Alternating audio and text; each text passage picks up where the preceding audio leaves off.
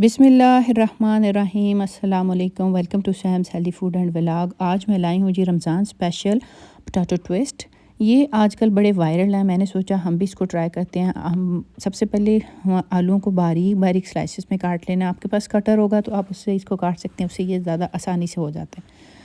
आलूओं को काटने के बाद फ़ौरन आपने इनको जो स्टिक्स हैं इसमें आपने परो के एक साइड पर रख लेना है। दैन हम इसका बनाएंगे जी बैटर कि हमने इसको कैसे फ्राई करना है। सबसे पहले हम लेंगे, मैं ये वाला डब्बे का बेसन इस्तेमाल करती हूँ क्योंकि इसमें ऑलरेडी सारे इंग्रेडिएंट मौजूद होते हैं।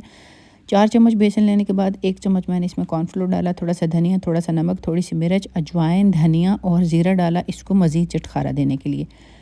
पानी के साथ इसको हम थोड़ा सा घोल के पतला सा इसका हम बैटर बना लेंगे। उसके बाद लोग तो इसको सिंपल ही फ्राई करते हैं, लेकिन मैं इसको थोड़ा सा और क्रंच देने के लिए मैंने सबसे पहले इसको ब्रेड क्रम्स में कोट किया। दैन मैं इसके ऊपर लगाऊंगी जो हमने बेसन घोल के रखा था, उसमें हम इसको डिप करेंगे। डिप करने के बाद जब सारे हो जाएं तो अब हम इसको करेंगे फ्राई करने से पहले मैंने इस पर थोड़े से सेसमी सीड डाले थे।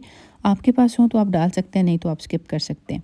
सेसमी सीड से इसके ऊपर कलर बहुत खूबसूरत आता है और इसके टेस्ट में और ज़्यादा मज़ा आ जाता है जी। ट्विस्ट हमारे हो चुके हैं रेडी।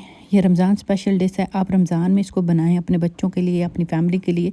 सभी इस यूनिक रेसिपी को खा के बहुत खुश होंगे। फ्राइज़ तो आप खाते हैं, लेकिन ये फ्राइज़ की एक एक्स्ट्रा आप कह लें वर्जन है, तो आप इसको ज़रूर ट्राई कीजिएगा। अगर आपको मेरी ये रेसिपी अच्छी लगे तो मेरे channel Sam's healthy food and vlog को ज़रूर सब्सक्राइब कीजिएगा। मुझे अपनी दुआ में याद रखिएगा। अल्लाह ताला हम सब के रोज़े और रमज़ान सही तरीके से गुजारे, हमें इबादत की तौफीक दे।